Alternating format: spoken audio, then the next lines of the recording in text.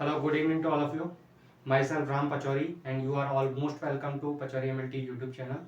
आज हमारे को रिनल फंक्शन टेस्ट का नेक्स्ट पार्ट देखना है। लास्ट वीडियो में हमने किडनी के फंक्शनिंग के बारे में पढ़ लिया था कि हमारे किडनी में जो है किडनी हमारा नेफ्रॉन जो होता है उसका वो कैसे फंक्शन करता है और इससे किस टाइप के डिजीजेस जो हैं वो हो सकते हैं। ठीक है, अब हमारे को देखना है कि अगर किडनी जो है वो फंक्शन नहीं कर रही है तो हम उसको डायग्नोस करने के लिए कौन कौन से टेस्ट हैं जो परफॉर्म करवा सकते हैं जिसके द्वारा हमारे को पता लग सके कि किडनी का फंक्शनिंग प्रॉपर हो रहा है या नहीं हो रहा है। ठीक है, तो आइए देखते हैं इनके वन बाई वन टेस्ट के बारे में। देखिए, इसके अंदर बेसिकली जब रिनल फंक्शन टेस्ट करना होता है तो हमारे को 4 बेसिस पे आपको जो है टेस्ट करवाने होते हैं।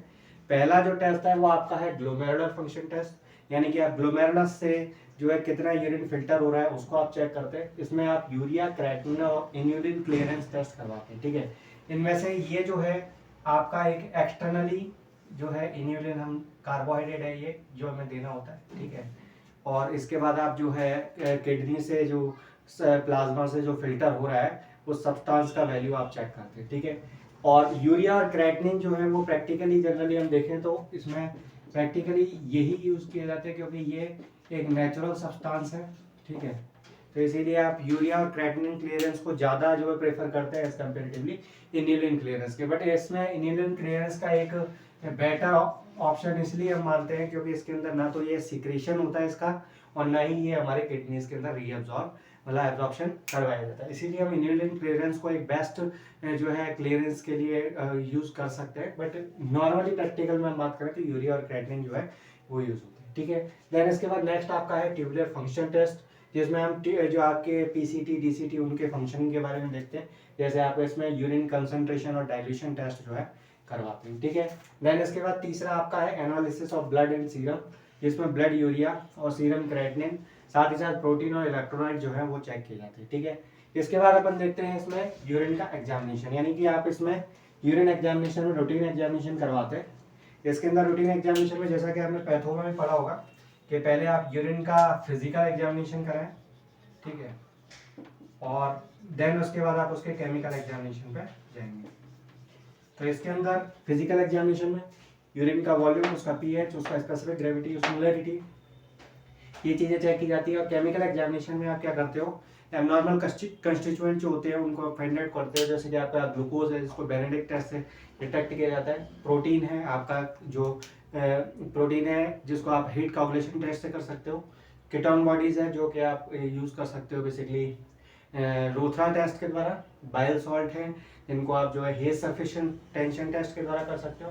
इसके अलावा बाइल पिगमेंट और यूरोबिलिनोजन, इसके लिए एचएलएच और अदर टेस्ट जो है यूज किए जाते हैं। ठीक है, तो ये आपका है केमिकल एग्जामिनेशन और फिजिकल एग्जामिनेशन जो यूरिन का हम कर सकते हैं। ठीक है, तो इसके द्वारा हम किडनी की फंक्शनिंग को पता करते हैं कि किडनी हमारा कितना अच्छे से वर्क कर पा रहा है। ठीक है, इसमें जो है हम बात करें तो यूरिया जो होता है, यूरिया का जो पैरामीटर और क्रेटिनिन का देखें तो इसमें क्या होता है, यूरिया जो है वो आपकी डाइट के द्वारा अफेक्टेड होता है। ठीक है, तो इसीलिए जो रिलायबल अगर हम बात करें पैरामीटर तो इसमें क्रेटिनिन जो है वो एक ज़्यादा अच्छा पैरामीटर होगा एज कम्पेरेटिवली यूरिया की। ठीक है, इसके नॉर्मल रेंज देख लें तो यूरिया जो होता है वो 15 to 45 मिलीग्राम पर डेसीलीटर होता है, क्रेटिनिन 0.7 to 1.4 मिलीग्राम पर डेसीलीटर होता है, टोटल प्रोटीन आपका 6 to 8.5 मिलीग्राम पर डेसीलीटर। इलेक्ट्रोलाइट में आप जो है सोडियम, पोटेशियम और क्लोराइड, ये 3 टेस्ट हैं जो आप करवाते हैं। बेसिकली इलेक्ट्रोलाइट बैलेंस बहुत जरूरी है क्योंकि जब भी आपका इलेक्ट्रोलाइट बैलेंस गड़बड़ा जाता है तो उसकी वजह से आपको काफ़ी सारी प्रॉब्लम्स देखने को मिलती है किडनी से रिलेटेड। और इसके अंदर नॉर्मल रेंज सोडियम का है 135 to 145, पोटेशियम है 3.5 to 5.5 milliequivalent per litre और क्लोराइड होता है 95 to 105 milliequivalent per litre. इसके साथ में आप यूरिक एसिड का टेस्ट भी करवा सकते हैं। ठीक है, uric acid basically purine metabolism से जो है आपका फॉर्मेशन होता है। ठीक है, जब प्यूरिन पैरामिडिन जो आपके ब्रेकडाउन होते हैं तो उनकी वजह से आपकी यूरिक एसिड जो है फॉर्मेशन होता है। ठीक है, नॉर्मल रेंज होता है 2.5 to 7.0 मिलीग्राम पर डेसीलीटर। ठीक है, तो ये आपका जनरल चीज है। अगर इसमें हम देखें क्लियरेंस टेस्ट के लिए तो इनमें जो है जब आपका क्लियरेंस जो है अगर हम बात करें कि मोर देन 75% आपका क्लियरेंस का वैल्यू अगर आ रहा है तो इसका मतलब ये जो है आपके क्या है, किडनी का जो है आपका फंक्शनिंग प्रॉपर नहीं हो रहा है और रिनल डैमेज को ये शो करता है। ठीक है, जैसे जैसे इसमें 75% से जो है आपका देखेंगे कि 75% से जैसे जैसे डाउन होता जाएगा। ठीक है, इसमें आप इसको मोर देन की जगह लेस देन लेंगे। ठीक है, कि अगर 75% से कम फंक्शनिंग आपको देखने को मिल रही है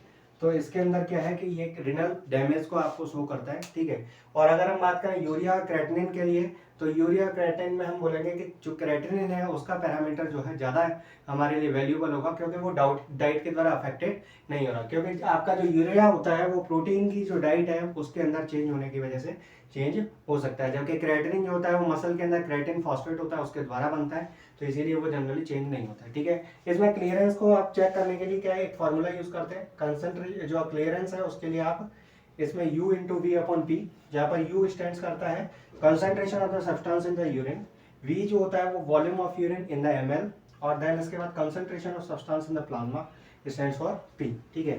तो इस फॉर्मूले के द्वारा आप क्या कर सकते हैं कि अगर आपके पास वैल्यूज अवेलेबल हैं तो आप क्या करें, इसका टेस्ट में रिजल्ट आप निकाल सकते हैं, ठीक है। इसके अंदर ध्यान रखना है कि कंसंट्रेशन जो आप ये ले रहे हैं U और P का, ये आपको जो है सेम मिलीग्राम पर डेसीलीटर या मिलीमोल के अंदर लेना है, दोनों का अलग अलग यूनिट नहीं होना चाहिए, सेम यूनिट होना चाहिए, ठीक है।